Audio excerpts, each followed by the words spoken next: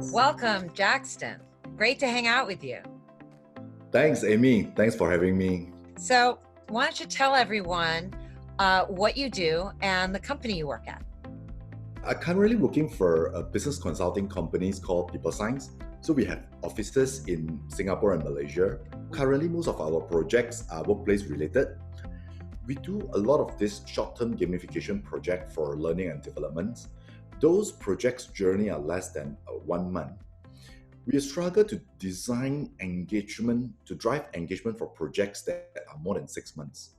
We need to keep the users to stay engaged and motivate them to participate in the activities for a longer time period. I was looking for a method or a framework that could actually help us to design a long-term engagement for employees and customers. I think when we actually start apply the game thinking framework, right, we get to see the small success in the project where actually those projects, the motivations are more sustainable.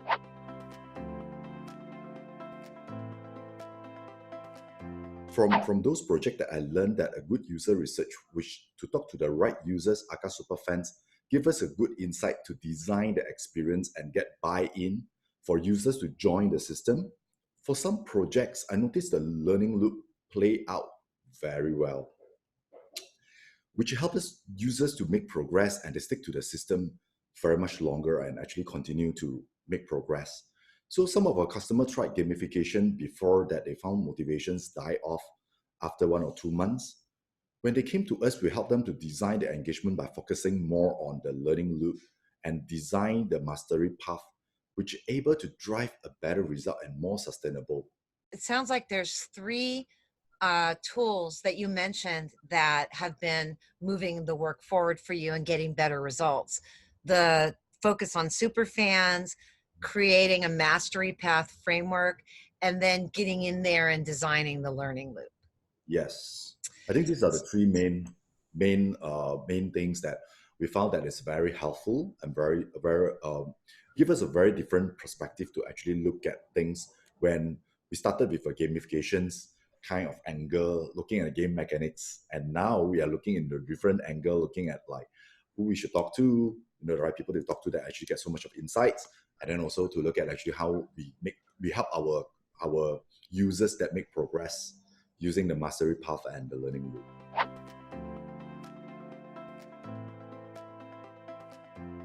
How do you communicate the value of this approach when you have a stakeholder who maybe thinks they want game mechanics and thinks that's the solution, or doesn't actually want to do the research? Especially for workplace related project, I see this is actually the big challenge by telling the clients, hey, look at it, you need a 3 months to design, to look at the design, you need a 3 months after you design and 3 months of iterations. And usually our client, they will tell us like, oh, we don't have that much of time. When you want to launch the project, supposed to be last month.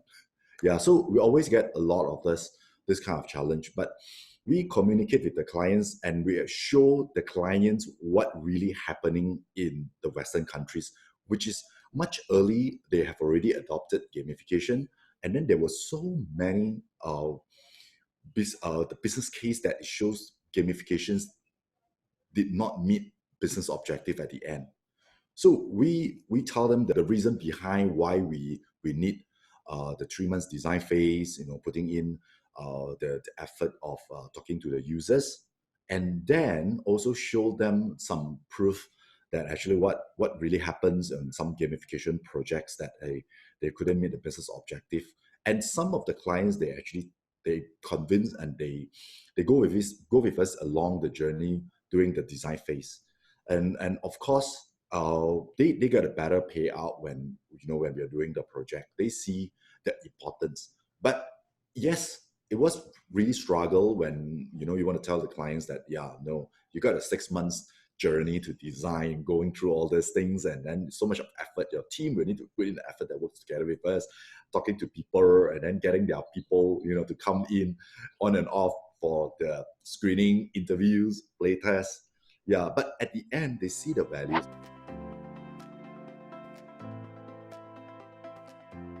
We work with regional banks that they have their presence that more than 10 countries, in fact. So multiple countries, there's different culture, and then people are scattered around, trying to actually get everyone's to participate in the campaign of things that actually we design is not easy. The client, they decided to follow our approach. So we were running a pilot project that helped them to design employee engagement that cut across 10 countries. So the objective is to get engagement, which is to drive collaborations and breaking silos. We have applied the game thinking framework throughout the projects, and especially the design phase. And at the end, it was a very good pilot project, and now they are continuing to go on the second phase. One of the very interesting things that we found that, okay, and this is I think is really very much into the game thinking, as we were looking at to design from the problem space to the solution space. We were very obsessed with some features in the platform, right? So how cool if, let's say, we have this like recognized features, how cool if you could use some of these like feedbacks things, and game mechanics like badges, leaderboard, multiple design leaderboard, But then when we're doing the game thinking, we are using game thinking framework for this project and talking to some of these early customers, we noticed some of their problem. You don't have to use any good or features in this platform. In fact, it's a very simple a group that actually we just need to create that is serve the purpose of people actually get their things done when they actually join the group and actually acquire information. How cool it is. You solve a user's problem and you actually solve many users' problem. In fact, later on we found that, and then it just get people so engaged and to the system. Looking at employee engagement is really it's really a long journey where you don't get the 100% or more than even 80% of people buy in and jump into the system. And I think this is how we should prepare ourselves, looking at the diffusion of innovation theory and take this approach. So most of the clients, they will want, okay, we want to do big bang and get everyone to actually go on board. And we know actually this will not happen at the very beginning. In fact, you need to drive, the engagement and to cross the chasm. And at the very beginning stage, you only will attract the people which falls under the category of early adopters. Yeah. So how would you talk to them and get the insights from these people to continue to design, and then they will influence the rest to actually join the system, the campaign, or the products that you're actually designing. They get it when they see how people react. So at the early stage, they were still like, okay, not sure whether this is right. Okay, let's do it, and we see how it goes, how it turned out. Okay, so at the end, when they see how people participate and the progress that actually people are making, and then how the project team that driving the participation rate from very early, like 20-30% into like now they're hitting like across 60-70%, that are getting more users that buy in, that people are participating more frequently, then they actually see that how whatever that we're trying to justify earlier, that it makes sense.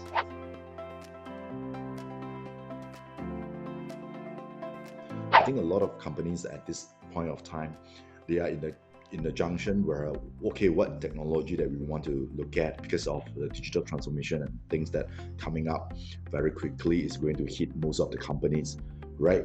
So I have been invited by the organizer, which is one of our newspaper publication, to speak at this conference and to talk about how we bridge people and technology. So the title is Bridging People and Technology, which is how we start from the people, understand the needs of the people, and then we design towards that what technology will fit in, that how process will actually fit in as well, into the entire transformation. So thank you so much for hanging out with me today and sharing your game thinking story. I just loved hearing it. Yeah, thanks, Amy, for all these 3 years that actually for your support, and being a great teacher and mentor all the time. Yeah, I really appreciate. Well, your success is my joy. So it works out really well. Yeah. All right. Talk to you soon. Hey, thank you. Want results like this for your project or your client's projects? Hop on over to gamethinking.io/programs to learn how you can work with us. We can help you get to product market fit in record time and build products that keep your customers coming back again and again. The link is in the description.